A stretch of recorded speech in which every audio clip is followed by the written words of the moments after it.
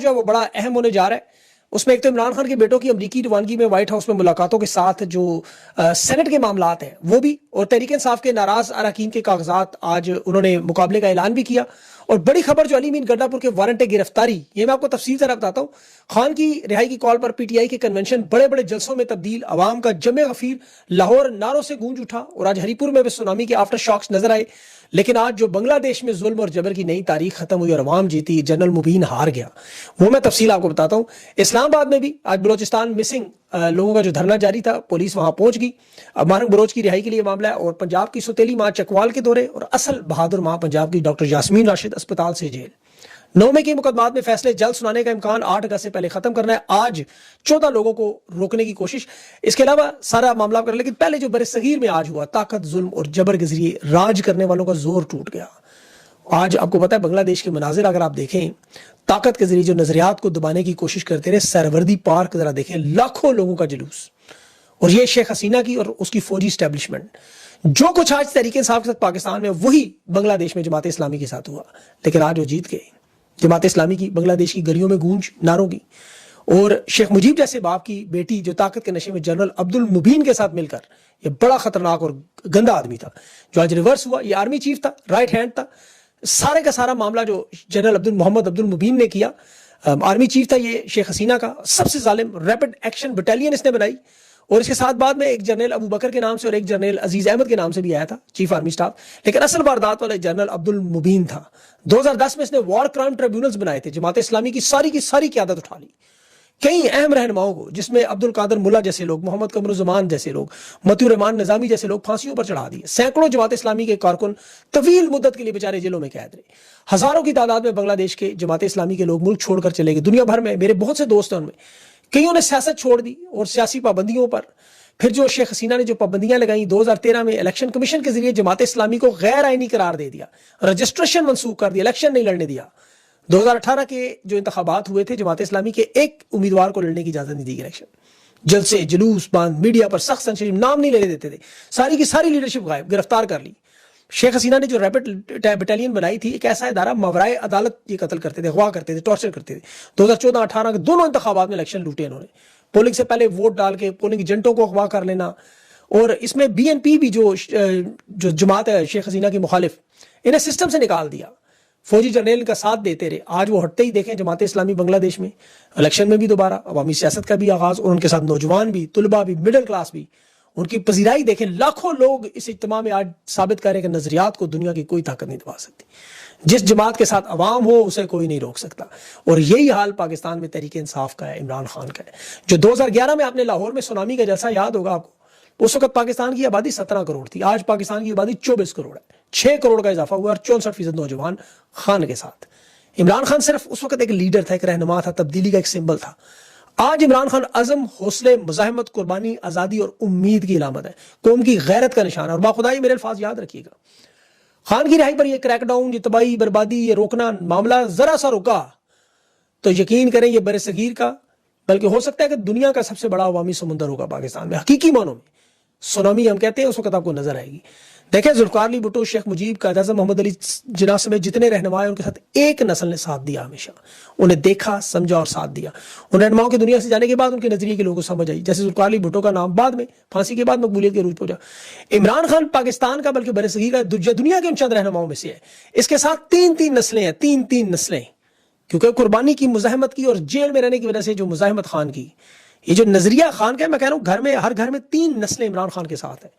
میں آپ کو ایک چھوٹی سی مثال دیتا ہوں سیالکوٹ کی. ڈار خاندان, 9 مئی کے بعد آپ کو پتا, سورج سوا نیزے پتا, ان کی وہ والدہ میدان میں سیاست سے کوئی تعلق نہیں. ریحانہ ڈار, بیٹا عمر ڈار, وہ 15 سال سے خان کے ساتھ تھا, لیکن بیٹی لائبہ ڈار, اس کا سیاست سے کوئی دور تک تعلق نہیں, کوئی پتہ بھی نہیں اسے, شاید اپنے والد کے نام کے علاوہ کسی اور سیاستدان کا نام بھی نہ پتا ہو, لیکن خان کے نظریے پر وہ میدان میں آئی اور آج تک خان کے ساتھ.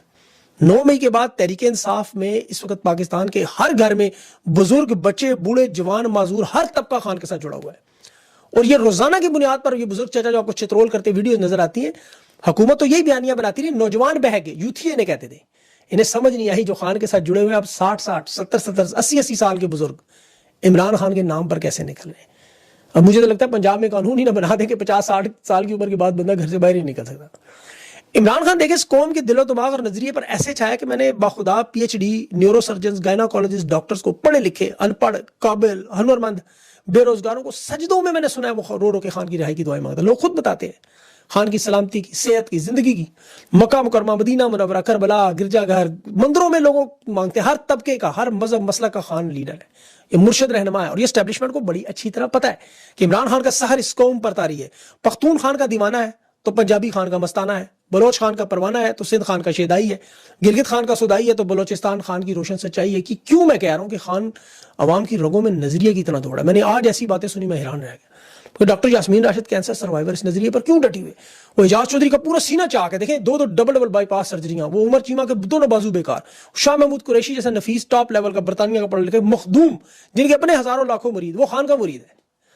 اب یہ باتیں کہ اسٹیبلشمنٹ کو نہیں پتا, لیکن اسی لیے انہوں نے پھر طاقت اور فستائیت اور ظلم بھی اس لیول کی جس لیول کی میں آپ کو باتیں بتا رہا ہوں. کبھی تاریخ میں عورتوں, بچوں, بزرگوں پر, گھروں کے اندر اس طرح کا ظلم نہیں ہوا جو آپ 3 سال دیکھتے رہے. لیکن کیا قوم ہٹ گئی؟ نہیں, قوم آج بھی خان کی اسی طرح دیوانی. ہری پور کے مناظر اٹھا کے دیکھ لیں, لوگ ہاتھ اٹھا کر وعدے کریں خان کی کال پر سب کے سب باہر ہوں گے. عمر ایوب ہری پور میں کارکنوں کو موبلائزیشن کی ایک چھوٹا سا کنونشن کرتا وہ جلسہ بن گیا. لاہور میں تنظیمی اجلاس کے دیکھیں, وہ نعرہ نوجوانوں کا نعرہ میں سن کے کہتے جوانیاں لٹائیں گے, خان کو بچائیں گے. وہ تیار ہے اپنی جوانیاں لٹانے کے لیے. تو یہ تو بھی جس دن خان کے بچوں نے پاکستان میں پیر رکھا, یہ منظرنامہ آپ کو بنگلہ دیش کی طرح تبدیل ہوتا نظر آئے گا. ابھی تو وہ خیر جا رہے ہیں امریکہ, ظاہر ہے وائٹ ہاؤس میں, اور بھی انہوں نے بہت ساری دنیا میں معاملات بنانے چاہیے. اب دیکھیں یہ دونوں بیٹے خان کے سیاسی نہیں ہیں نا, ان کی کچھ سیاسی ٹریننگ, یہ عام گھروں میں رہنے والے بچوں کی طرح بڑے ہوئے, ورنہ یہ معاملہ کب کا حل کر چکے ہوتے جتنے ان کے تعلقات اور طاقت تھی, لیکن انہیں استعمال نہیں کرنے آتی. آپ چونکہ پوری دنیا میں دیکھ رہے ہیں پاکستانیوں کی محبت, یہ جو میں آپ کو بیان کر رہا ہوں ساری, یہ خان کی رہائی کے لیے نکلیں گے تو معاملہ ظاہر 1 ہفتے 1.5 ہفتے میں آپ کے سامنے حل ہو جائے گا. اب دوسری طرف دیکھیں تحریک انصاف کا جو سب سے بڑا مسئلہ ہے وہ اسٹیبلشمنٹ کا پرانا کھیل, 78 سال اولڈ بک سٹڈی. خان جو آپ کو جیل میں نظر آ رہا ہے, حالانکہ اتنی طاقت رکھنے والی جماعت جس میں سب سے زیادہ اسٹریٹ پاور ہو, وہ یہ معاملہ کب کا حل کروا چکی ہوتی. بھائی اسٹیبلشمنٹ تو ظالم ہے, اس کا تو سب کو پتا ہے, تحریک کے تمام مظالم کے ریکارڈ توڑے, لیکن جو سامنے کھڑے ہونے والے اگر 5-10 ایسے لوگ بھی خان کے اصل نظریاتی حقیقی معنوں میں ہوتے تو معاملہ ہی ہوتا. ابھی آپ دیکھیں خیبر پختونخوا خان کی سب سے بڑی طاقت ہے, سب سے بڑی طاقت. انہوں نے دیکھا وہاں کیسے قابو کیا, علی بن گنڈا پور کو بیرسٹر سیف کے حوالے کر دیا. اور بیرسٹر سیف کی طاقت کا آپ کو پتا ہے, ابھی یہ جو عدم اعتماد علی بن گنڈا پور کے خلاف نہیں آئی تو بیرسٹر سیف نے روکی ہوئی ہے. اب علی امین صاحب ظاہر اپنی وزارت اعلیٰ بچانا چاہتے ہیں, اپنی حکومت بچانا چاہتے ہیں, جس طرح نون لیگ بچانا چاہتی ہے, پیپلز پارٹی بچانا چاہتی ہے, اسٹیبلشمنٹ بچانا چاہتی ہے. علی امین گنڈا پور کی وزارت اعلیٰ تو اتنی نازک اور اتنی معصوم ہے کہ جب بھی اسٹیبلشمنٹ کو ذرا سا خطرہ ہو, یہ وہ 8 سال پرانا کیس شراب اور اسلحے والا برآمدی کا نکال لیتے ہیں. ابھی سینٹ کے انتخابات میں دیکھیں جس طرح انہیں مجبور کیا جا رہا ہے, ان سے پہلے بجٹ پیش کروانے پر معاملات ہوتے رہے, معدنی ذخائر کے معاملے پر ہوتے رہے, احتجاج کے معاملات پر, پارٹی کے دیگر معاملات پر. یہ سارے معاملات علی امین گنڈا پور صاحب کی یہ بہت بڑی کمزوری ان کے پاس موجود ہے. 21 جولائی کو سینٹ کے انتخابات ہیں اور 21 جولائی کو انہوں نے علی امین گنڈا پور صاحب کو کہ 8 سال پرانا کیس عدالت میں لگایا ہوا ہے کہ یہاں آ کے دفعہ 342 کا بیان ریکارڈ کرائیں. اگر بیان نہ ریکارڈ کرایا تو پھر عدالت فیصلہ سنائے گی. ریکارڈ کرایا پھر بھی سنائے گی, لیکن وہ فیصلہ ان کے خلاف بھی جا سکتا ہے, لیکن وہ کب جائے, یا ان کے حق میں بھی جا سکتا ہے. اگر خلاف جائے تو ظاہر ہے وزارت فارغ کر گئی تو جاری رکھیں گے. میرے خیال میں اس کو ملتوی کر دیا جاتا ہے کہ معاملہ چلتا رہے. اس مقدمے میں ان کے پاس ان کی ایک آپ کو پتا تلوار لٹکتی رہے ان کے سر پہ. جس دن علی امین کی بات نہیں مانیں گے اسی دن اس مقدمے میں سزا یافتہ قرار دے کے, جس طرح یہ ابھی انہوں نے جمشید دستی کو کیا, جعلی ڈگری کا کیس بنا کے نشست سے معطل, حالانکہ وہ کاغذ چیک کرتے ہوئے لکھا ہوا تھا سب کچھ اس وقت بھی ریٹرننگ افسر کے. علی امین کے آپ کو پتا ہے اسٹیبلشمنٹ میں ظاہر ہے تعلقات تو موجود ہیں, اور یہ اسی وقت ان کو ہٹا کے فیصلہ کروا کے نیا وزیر اعلیٰ گورنر کے ذریعے آپ کو جو لوگ ان کے مخالف لے آئیں گے, یہ اپنی وزارت بچانے کے لیے لگے ہوئے. یہ جب بڑا فیصلہ کریں گے, اس لیے علی امین گنڈا پور صاحب 2 دھاری تلوار پر چلتے ہیں. میرے خیال میں انہیں اس بلیک میلنگ سے جان چھڑانی چاہیے, کیونکہ ورنہ یہ تحریک جوبن پر پہنچی تو ایک دفعہ پھر یہ کسی طرح کا کیس کو شروع ہو جائے گا.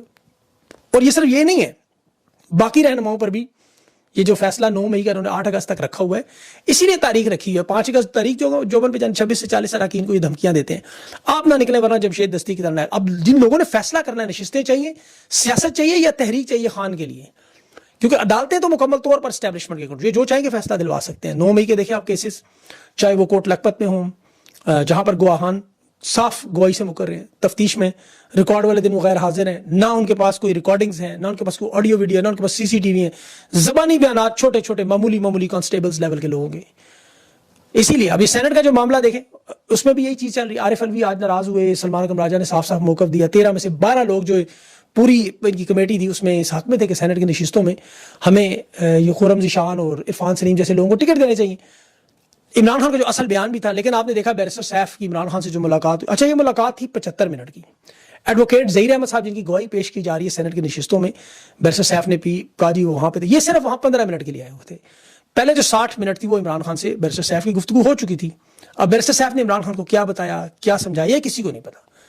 اور یہ کہنا کہ جی پارٹی کی سیاسی اور پارلیمانی کمیٹی فیصلہ کرے گی، یا یہ 6 نام ہے، یا تحریک انصاف اس موجودہ نظام کی فارم 47 کے ساتھ 6 نشستوں کی وجہ سے بیٹھ کے مذاکرات کرے گی کہ ہم نے الیکشن لڑنا ہے یا بلا مقابلہ ان 6 نشستوں کا فیصلہ کرنا ہے. دیکھیں عمران خان کے پاس 8 فروری کے بعد پیپلز پارٹی منتیں کرتی رہی کہ ہمارے ساتھ مل کر حکومت میں. میرے پاس تو یہ خبر تھی زرداری بھی جانے کو تیار تھا کہ تحریک انصاف آدھی سے زیادہ حکومت بھی لے لے، وزیر اعظم بھی لگائے. عمران خان نے انکار کیا تو یہ مجبور ہو کے نون لیگ میں چلے گئے. عمران خان اگر اقتدار میں اس وقت ان لوگوں کو نشستیں دلوانا چاہتے، عہدے دلوانا چاہتے، تو 8 فروری کے انتخابات میں پیپلز پارٹی سے ہاتھ ملا لیتے. نظریے کی بات، اس لیے میرا دل نہیں مانتا کہ خان یہ 6 نشستوں کے کہ آپ جائیں نون لیگ اور پیپلز پارٹی کے ساتھ بیٹھ جائیں اور معاملات طے کر لیں اور الیکشن لڑیں ہی نہ، جبکہ 92 کے قریب آپ کو امیدوار ہو. بھائی جو غداری کریں گے وہ سامنے آ جائیں گے، لیکن عمران خان اس نظام کو کبھی تسلیم نہیں کر سکتے، سوال ہی نہیں پیدا تھا. تو اس طرح یہ بیٹھ کر نشستیں بانٹنا نظام کو تسلیم کرنے والا معاملہ ہے. اور ظاہر یہ جا کہ عمران خان کو جس طرح کے حالات بتاتے ہیں اور بیرونی معلومات تو نہیں ہے خان کے پاس، وہ پھر انہی معلومات کی بنیاد پہ فیصلہ کرتے ہیں جو یہ آپ کو آگے آدھا سچ، اور آدھا سچ پورے جھوٹ سے زیادہ خطرناک ہوتا ہے. تو دیکھیں اس سے پہلے میرے پاس تو اور بھی بہت ساری معلومات تھیں کہ میٹنگ سے پہلے بھی لیڈرشپ نے خان کی فیملی سے بھی ملاقاتیں کی. انہیں بتایا جی مالی مسائل بڑے ہوتے ہیں، یہ ارب پتی لوگ نہ ہوں تو بڑا مشکل کام ہے، یہ مدد کرتے ہیں پارٹی کی. بتا دیا ہوگا ان کو، منا لیا ہوگا، لیکن ان کو تو نہیں ساری تفصیل. لیکن پاکستانیوں کے سامنے تو یہ 8 فروری کے بعد ہم نے اپنی آنکھوں کے سامنے الیکٹیبلز کی پیسے والے کی سیاست ختم ہوتی دیکھی. 2013 کے 18 کے الیکشن میں جب پارٹی ٹکٹ تحریک انصاف کے تقسیم ہوتے تھے تو مالی مدد والے لوگوں کو پرائیورٹی دی جاتی تھی کہ ان کی ضرورت تھی. لیکن 2024 کے الیکشن میں خان جیل میں، اور پاکستان کی عوام نے عمران خان کے لیے دنیا کی جمہوری تاریخ میں ایک معجزہ کیا کہ بغیر 1 روپیہ لگائے کھمبے، بغیر نشان کے پاکستان کی عوام نے اسمبلیوں میں بھیجے.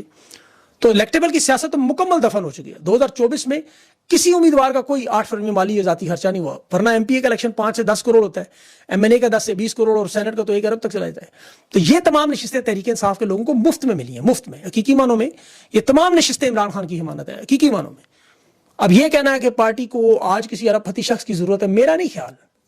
البتہ یہ واردات ضرور ہو سکتی ہے کہ کچھ رہنماؤں کو اس کی ضرورت ہو، اور وہ ہمیشہ رہے گی، آپ کو پتہ ہے. اب 2 دھڑوں میں لوگ بٹے ہوئے ہیں، مطلب شیخ وقاص صاحب ہیں، بیرسٹر صاحب ہیں، اور یہ جو بیرسٹر سیف ہیں، علی مین صاحب، یہ ایک طرف ہے، باقی عارف علوی، سلمان اقبال، یہ باقی سارے لوگ ایک طرف ہیں. ارب پتی لوگوں کو سینٹ لانے کے حق میں یہ بھی نہیں ہے. اس پہ آپ نے میرا انٹرویو آج ضرور چیک کرنا ہے خرم ذیشان اور سلیم صاحب سے کے ساتھ جو ہے. اب 9 مئی کے ذریعے دیکھیں مرزا افریدی صاحب جو پارٹی بھی چھوڑ کے جا چکے ہیں. اگر تو 9 مئی میں پارٹی چھوڑنے والوں کو خان نے ایسے واپس لینا ہے کہ وہ ارب پتی ہوں یا کروڑ پتی ہوں، تو پھر باقی غریب تو ابھی مارے جائیں گے. وہ تو نہیں ہے جس طرح کہ ارب پتی کروڑ پتی. اس لیے یہ بھی ایک بڑا تشویشناک معاملہ ہے. بہرحال جو معلومات عمران خان کو دیتے ہیں اس کی بنیاد پر عمران خان کے فیصلے آتے ہیں. لیکن یہ ہماری رائے، ہم لوگ تو سب کچھ دیکھ رہے ہیں. خان جیل میں یہ کیا کر رہے ہیں پاکستان کی عوام سب دیکھ رہی ہے.